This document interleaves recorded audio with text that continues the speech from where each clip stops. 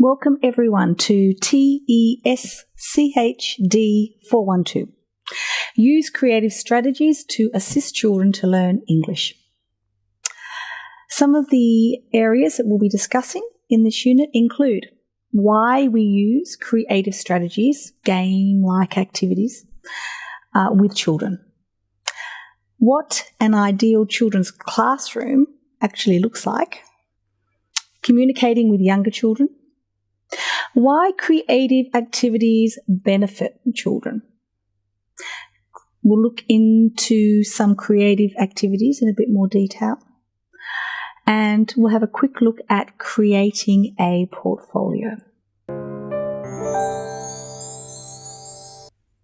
So let's begin by looking at why we actually want to use creative strategies and lots of game-like activities when we're teaching our ESL children.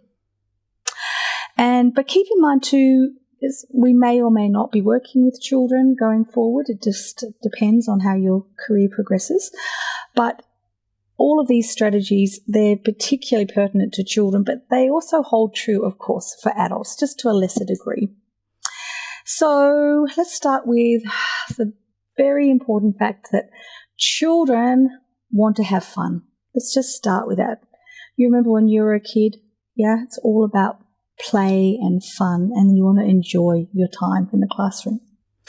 Children often learn indirectly from their surroundings rather than directly as adults do.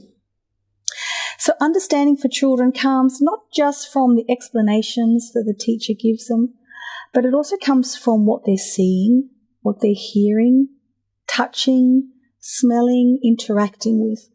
Okay, so this is very important for children. So this holds true for when they're working on the computer, for instance, when they're physically handling some realia that you might bring into the classroom. And also, this is for all children, of course, not just for ESL kids. With abstract concepts for children, they don't absorb them as well, of course, as adults do. So a lot of abstract concepts around grammar can be pretty tricky for children, so just keep that in mind. Now, children have a real need for individual attention, and they like to sort of talk about themselves, yeah? And they like to put their lives at the centre of their learning and what's happening in the classroom. So I really suggest that you use this fact to your advantage when you're teaching. So, make them the centre of a game. They can create some of the topics for a quiz perhaps, put themselves at the centre of the game they're creating or the quiz that they're developing. I mean, I remember being about maybe year 3, so about 8. We didn't have a lot of second language exposure back then, and we had a Spanish speaker that came in to teach us for a lesson. And when she asked if we wanted to sort of learn any vocab in Spanish, pretty much every girl in the classroom just put up their hand and asked how to pronounce their name in Spanish, right? So that just is a really good example of how, self-centered children are. Yeah. They didn't want to learn the word for water or toilet or luggage. So I just wanted to hear how they could say their name in another language. Now, children also have a pretty limited attention span, if you remember from when you were young. So, I just suggest you keep it short and sweet. It's good often to keep the same kind of basic schedule in your classroom, but maybe just change up the activity type on a fairly regular basis.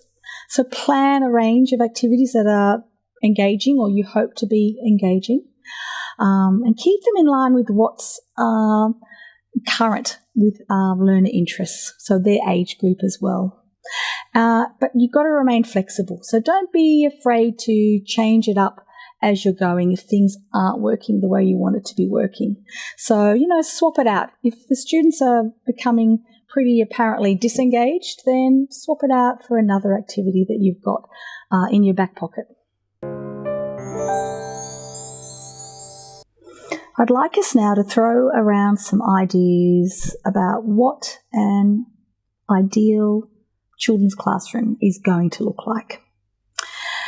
So let me just preface all of this with saying it depends, of course, where you're teaching, how much flexibility you have to change the layout of the classroom and how much of an effect you can have. But generally speaking, as teachers, most colleges are happy for us to bring in some resources, even if we have to do it, I guess, ourselves.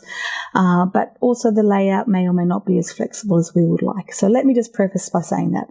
Also, I'm going to give you some brief comments, but, of course, there's just so many fantastic resources available online and so many great images available for you to have a look at. So really, what's that saying? A picture tells 1,000 words. So so definitely, please, if you are interested in this, and I think we all should be, especially for the sake of the kids, go online and really have a good hunt around for what images appeal to you. So, saying that, it's fantastic if we're able to really have an attempt at breaking away from the very traditional layout of the classroom with the whiteboard or blackboard up the front, the teacher, and then the rows of desks in front of us. So let's think about some ways and envisage some ways that we can really move teaching into the 21st century and work towards having a more collaborative, a more sort of individualistic teaching environment where we can cater to individual students and be a bit more collaborative. I think the world is heading that way. So children have a natural curiosity, as we've already mentioned, and they like to play and explore and learn. So the overall impression, the first impression as you walk into the classroom is really important to children, and I think too to a lot of us as adults as well. So if you can have a bright space with some natural light, fantastic. Make it colourful as you can. And windows are fantastic. If you can actually see out or onto a scene, that's just brilliant as well. It doesn't even have to be, anything perfectly. It doesn't need to be a perfect sort of snapshot of nature or anything, but just have a window to look out of is fantastic. And ideally, it's designed so that it's at the children's level. So the desks and all the seating need to be, of course, at their level. And also, if they can look out the window, not have to kind of strain, have the window at an adult height, that's ideal as well. So children need room to participate in lots of different sorts of activities. And it's good to keep in mind that children are an amazing resource in themselves, and they're generally pretty happy to let us as adults know what's working for them. So there's a couple of questions that you can ask your students. You can ask them if you've done something and changed things around, you can ask them what's new in the classroom and have them look around and see if they can spot what's new. And you can also ask them what's working in this room to help your learning. Something as simple as that. And children, as I've said, they like, of course, to talk about themselves and to feel like they're being listened to, or to be listened to, of course. So that's all fantastic. So don't forget that they are a genuine resource. And I've been in that position where I've moved things around and I haven't really taken them into account. So I've had to kind of really pull myself up on that and make sure I include them as well and get their input.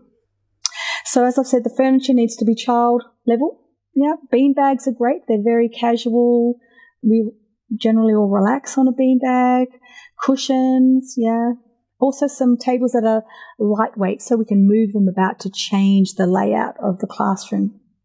So don't be shy about mixing things up the seating, being flexible as well.